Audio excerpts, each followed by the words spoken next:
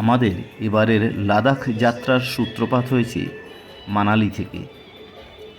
আমরা গত 5ই অক্টোবর 2025 কলকাতা থেকে রওনা দিয়ে চণ্ডীগড়ে এসে সেখান থেকে গাড়িতে মানালিতে এসে পৌঁছেছি 7 তারিখ সকাল 9টা নাগাদ। ট্রেন থেকেই শুনেছি যে মানালিতে প্রচুর বৃষ্টিপাত হচ্ছে। এখানে এসে দেখলাম কথাটা সত্যি। ট্রেনে এটাও শুনেছিলাম যে মানালি থেকে লে যাওয়ার যে রাস্তা, জাতীয় সড়ক 3 NH3 তুষারপাতের জন্য বন্ধ রয়েছে। এখানে এসে দেখলাম এই কথাটাও সত্যি, অর্থাৎ মানালি থেকে লে যাওয়ার রাস্তা আপাতত বন্ধ। তার অর্থ আগামীকাল অর্থাৎ 8ই অক্টোবর আমাদের মানালি থেকে লে যাওয়ার কোনো উপায় নেই। আগামীকাল আমাদের মানালিতেই থাকতে হবে। সন্ধেবেলায় আমরা মানালির মলে একটু ঘুরতে বেরিয়েছি। এখানে একটি কাফে আছে, আমরা সেই কাফেতে এসেছি কফি খেতে।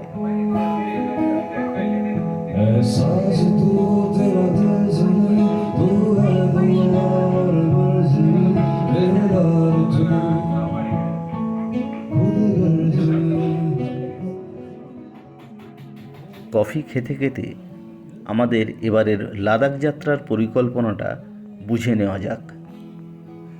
লে সড়কপথে দুদিক দিয়ে যাওয়া যায়। প্রথমটি হচ্ছে মানালি থেকে, আর দ্বিতীয়টি শ্রীনগর থেকে। আমাদের এবারের পরিকল্পনা ছিল 7 তারিখ মানালি পৌঁছে 8 তারিখ আমরা সকালবেলায় এখান থেকে রওনা দিয়ে প্রথমে যাব জাঁসকারের দিকে। মানালি থেকে অটল টানেল হয়ে, জিসপা হয়ে, দারচা মোড় থেকে বাঁদিকে গিয়ে সিংকুলা পাস ক্রস করে বনবরঞ্জন দেখে প্রথম দিন আমরা রাত্রিবাস করব পুর্নে গ্রামে গিয়ে।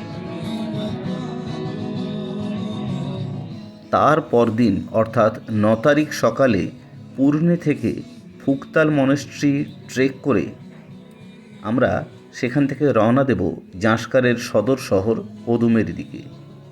কিন্তু আপাতত আমাদের আগামীকাল মানালি থেকে বেরোনো হচ্ছে না। তুষারপাতের জন্য রাস্তা বন্ধ থাকার কারণে আজ এবং আগামীকাল আমাদের মানালিতেই থাকতে হবে।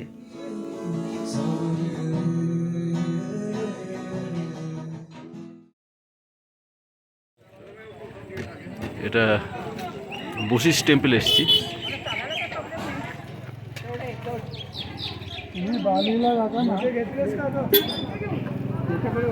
এই সামনে বশিষ্ঠ টেম্পল।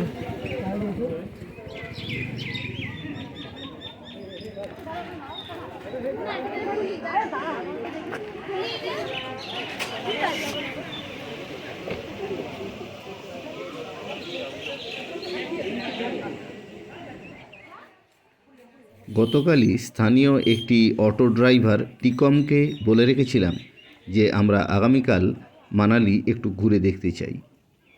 সেই মতো আজ সকালে বেরিয়ে পড়েছি। প্রথমেই এসছি বশিষ্ঠ টেম্পলে। এর পাশ দিয়ে একটি সুন্দর ট্রেক হয়, যোগিনী ওয়াটারফলস ট্রেক। আমরা সেটিও করব। বশিষ্ঠ মন্দিরটি বহু প্রাচীন। এটি মানালি শহর থেকে 3 কিলোমিটার দূরে অবস্থিত। মন্দিরটির বাইরে কাঠের কারুকার্য আছে। এর সঙ্গে একটি রাম মন্দির এবং শিব মন্দিরও আছে। বশিষ্ঠ টেম্পল মন্দিরের চত্বরের সামনের একটি অংশ থেকেই যোগিনী ওয়াটারফলস যাওয়ার ট্রেকের রাস্তা শুরু হয়।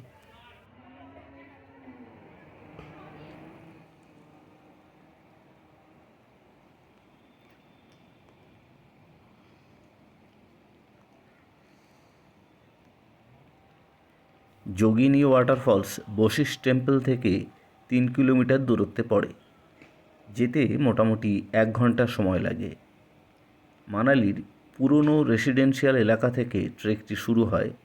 তারপর পথে সুন্দর মনোরম পাইনের বন পড়ে। ট্রেক পথের বাঁদিকে বিয়াস নদীর সুন্দর ভিউও দেখতে পাওয়া যায়।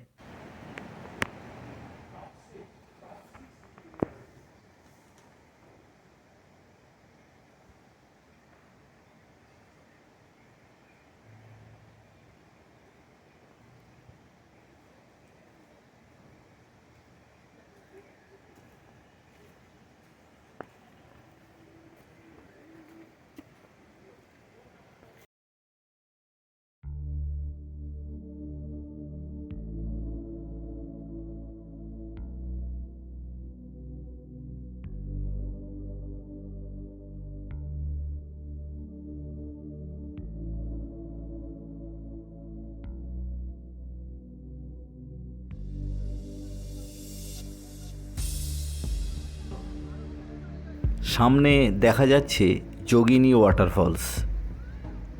ওয়াটারফলসের জলধারার দুদিক দিয়ে দুটি সিঁড়ি ওপরের দিকে উঠে গেছে।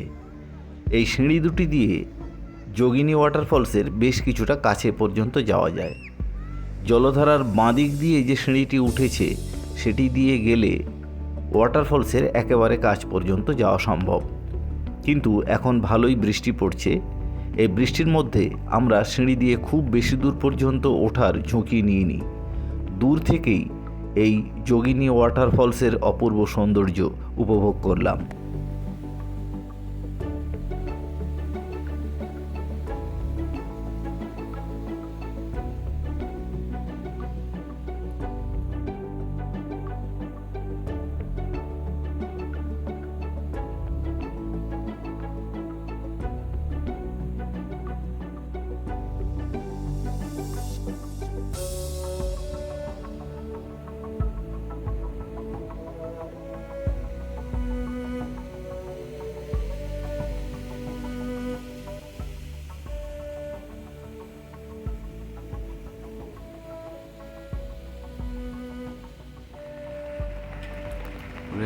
মনু টেম্পল এসছি, কন্টিনিউয়াস বৃষ্টি পড়ে যাচ্ছে। বেশি প্রাচীন মনু টেম্পল।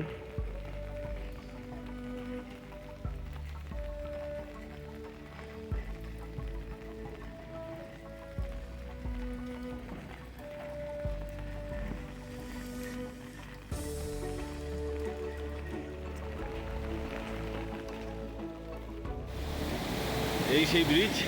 মাত্র 1 মাস আগেও মানালিতে ভয়াবহ বন্যা পরিস্থিতি ছিল। এবছর বর্ষায় হিমাচলে যে ভয়ানক বন্যা হয়েছে, আমরা লাদাখে বেড়াতে আসার অনেক আগে থেকেই সে খবরের কাগজের পাতায় দেখতে পেয়েছি। এখন এই ব্রিজের সামনে দাঁড়িয়ে বিয়াস নদীর সেই ভয়াবহ রূপটা কিছুটা হলেও দেখতে পাচ্ছি। এই ব্রিজের একটা পাশ প্রায় ধুয়ে চলেই গেছে। এটি মানালির পুরনো এলাকায় যাওয়ার একটি উল্লেখযোগ্য অংশ।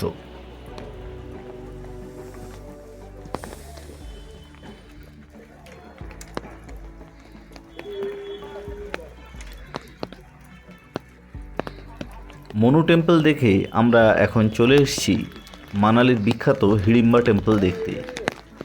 এই মন্দিরটি বহু প্রাচীন।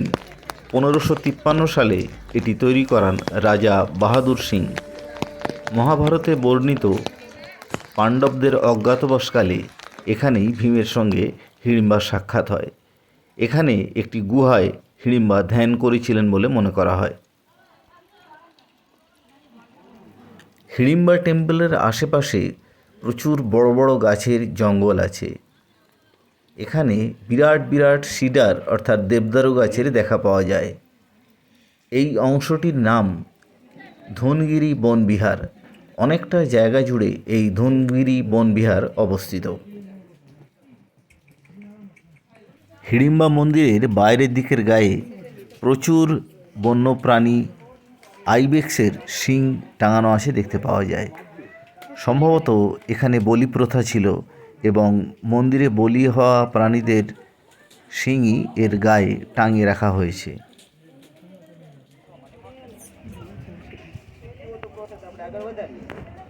মানালিতে মার্কেটের কাছেই ছোট কিন্তু সুন্দর একটি মনাস্ট্রি আছে। সন্ধেবেলায় মানালি ঘুরে ফিরে এসে আমরা এই মনাস্ট্রিটিও ঘুরে একটু দেখে নিলাম।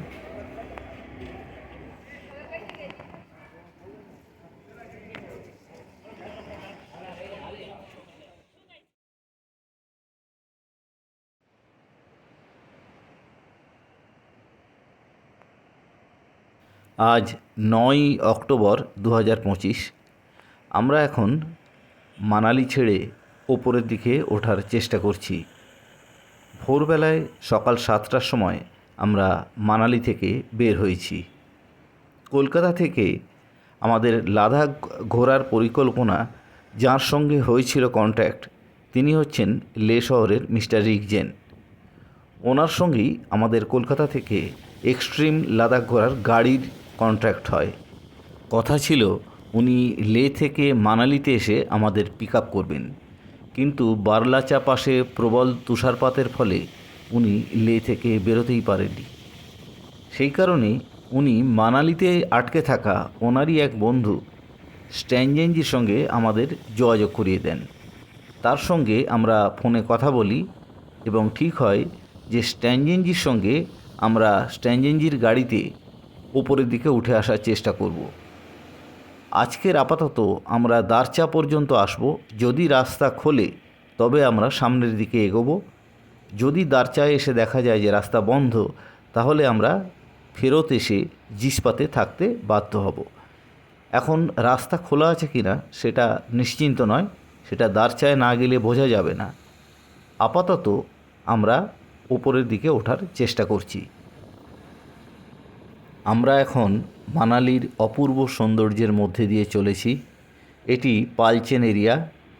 পাহাড়ের ওপরের বরফ দেখে বোঝা যাচ্ছে যে রাস্তায় প্রচুর বরফ দেখতে পাওয়ার সম্ভাবনা আছে।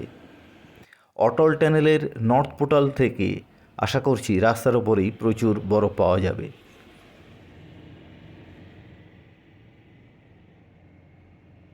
বর্ডার রোড অর্গানাইজেশনের তৈরি অটল টানেল ভারতবর্ষের সড়ক যোগাযোগের এক উল্লেখযোগ্য মাইলস্টোন। এটি 2020 সালের অক্টোবর মাসে ওপেন করা হয়। এর দৈর্ঘ্য 9.02 কিলোমিটার। এটি মানালির দিক থেকে কেলং পর্যন্ত যোগাযোগের জন্য নির্মাণ করা হয়। এটি নির্মাণ করার পরে মানালি থেকে রোটাং পাস ঘুরে NH3 দিয়ে লে যাওয়ার যে প্রয়োজনীয়তা আগে হতো তার আর দরকার পড়ে না। এটি দিয়ে সরাসরি NH3-তে যোগাযোগ করা সম্ভব হয়। অটল টানেলের 2টি লেন এবং it is longest highway single tube tunnel above 10,000 feet in the world. Atal tunnel নির্মাণের আগে মানালি থেকে কেলং যেতে দূরত্ব পড়ত 116 কিলোমিটার, সময় লাগত 5-6 ঘন্টা। আর টানেল নির্মাণের পরে এই দূরত্ব কমে দাঁড়িয়েছে 71 কিলোমিটার, যেতে সময় লাগে মাত্র 2 ঘন্টা।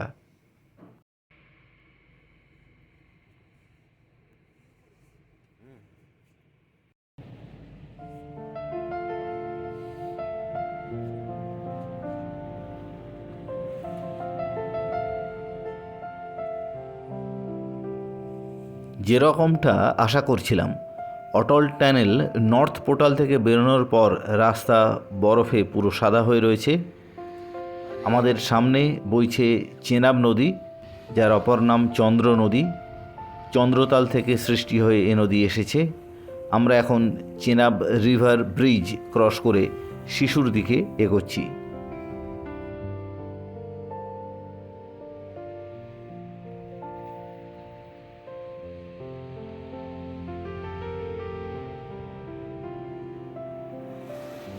অটল টানেল নর্থ পোর্টাল এখন দূর থেকে দেখা যাচ্ছে, আমরা যা এক্ষুনি পেরিয়ে এলাম।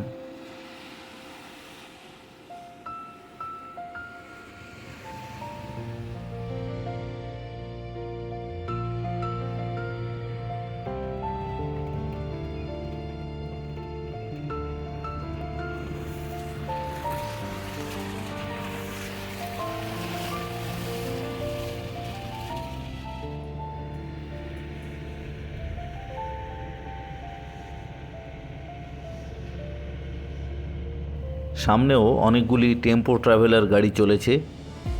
লে শহরের রিগজেনজির সঙ্গে আমাদের যে গাড়ির কন্ট্যাক্ট হয়েছিল তা ছিল টয়োটা ইনোভা, কিন্তু রিগজেনজি আসতে না পারার কারণে উনি স্ট্যানজেনজির সঙ্গে আমাদের যোগাযোগ করে দিয়েছিলেন তার গাড়িও এই টেম্পো ট্রাভেলার। ফলে 12 সিটার গাড়িতে আমরা যাচ্ছি মাত্র 3 জন। শিশু ফরেস্টের মধ্যে দিয়ে যাচ্ছি। এটি লাহুল উপত্যকা। টান্ডি থেকে যে রাস্তাটি বাঁদিকে চলে গিয়ে কিস্তোয়ারের দিকে চলে গেছে সেটি হচ্ছে লাহুল উপত্যকার পথ। শিশু তো पहले क्या इधर इतना ये था, मतलब इतना बड़ी घर था कि हम लोग खोखसर के किया है, इसीलिए इतना घर बड़ी नहीं मिला था।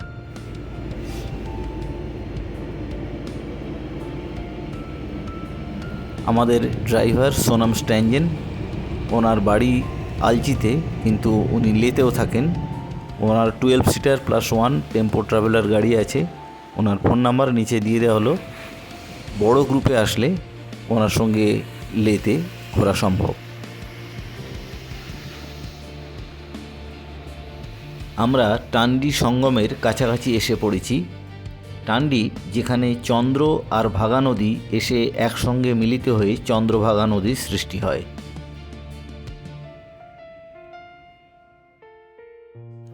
ডান দিক থেকে সুরজতাল থেকে সৃষ্টি হয়ে আসছে ভাগা নদী,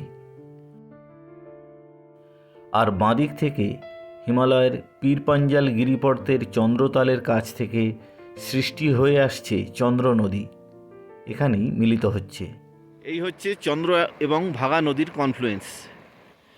এই দুটোই নদী এখানে মিলিত হয়ে সামনে, যেখানে দূরে লাল লাল টিনের শেডগুলো দেখা যাচ্ছে, সেই দিকে বয়ে চলে যাচ্ছে।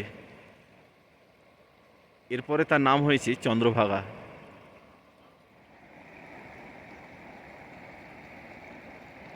এখন বাজে সকাল 10টা। আমরা রাস্তার ওপরে একটা দোকানে ব্রেকফাস্টের অর্ডার দিয়ে তারপরে টান্ডি সঙ্গম দেখতে এসেছি।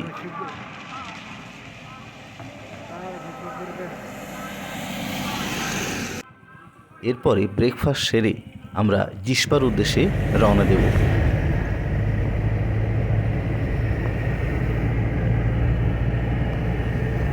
টান্ডি ছাড়িয়ে এসেছি, আমরা এখন চলেছি কেলংয়ের দিকে।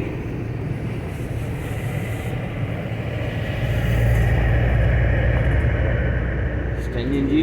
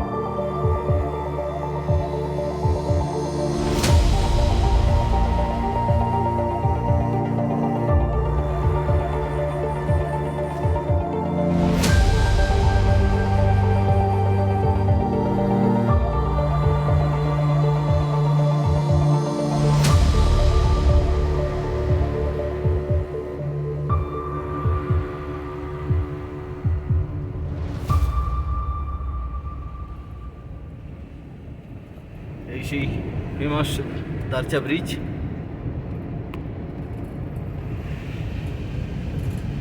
আমরা ওর ওপর দিয়েই যাবো।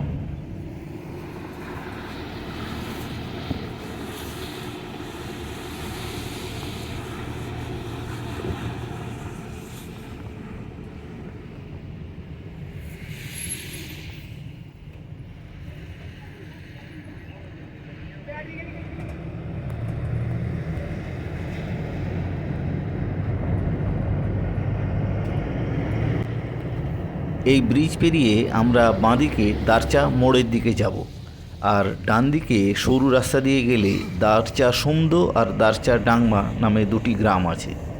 দূরে পাহাড়ের ওপরে যে রাস্তা অনেক উঁচুতে উঠে যাচ্ছে, ওটি চলে গেছে বারলাচা পাস। ওটি ন্যাশনাল হাইওয়ে 3। দারচার উচ্চতা 11,000 ফিট। এটি হিমাচল প্রদেশের লাহুল সাব ডিভিশনের লাহুল অ্যান্ড স্পিতি ডিস্ট্রিক্টের মধ্যে পড়ে।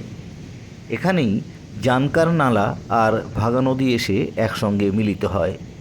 এখান থেকেই রাস্তা দুভাগে ভাগ হয়ে একটি রাস্তা বাঁদিকে সিংকুলা পাসের দিকে চলে যায়, আরেকটি রাস্তা ওপর দিকে বারলাচা পাস ক্রস করে সারচুর দিকে যায়। এটি মানালি লে হাইওয়ে।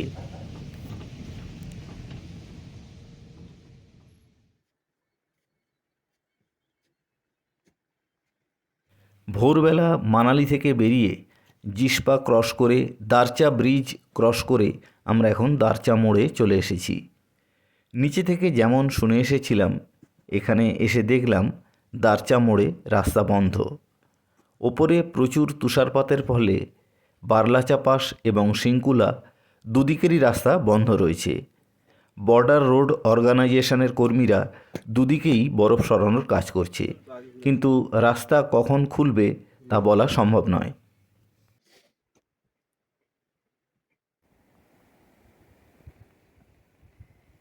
तो ये सामने वाले जो रोड दिख रहा है, সামনে যে রাস্তা এটাই গেছে হচ্ছে সিঙ্কুলা, যেটা এখন বরফ পড়ার জন্য বন্ধ আছে। এখানে রাস্তাটার একটা মোড়, বিখ্যাত জায়গা, অনেক ভিডিওতে দেখেছি। তো এই সিঙ্কুলা রাস্তা এখন বন্ধ। ডান দিকে যে রাস্তা গেছে এইটা হচ্ছে লে মানালি হাইওয়ে। এখান থেকে রাস্তা গিয়ে লে মানালি হাইওয়ে গিয়ে এখান থেকে এটা লে শহরে চলে গেছে। কিন্তু রাস্তা আজ আর কোনো দিকেই খোলেনি। এখানে 2.5 ঘন্টা ওয়েট করে শেষ পর্যন্ত 9 কিলোমিটার ব্যাক করে জিসপাতে গিয়ে ওখানে হোটেল নিতে আমরা বাধ্য হলাম।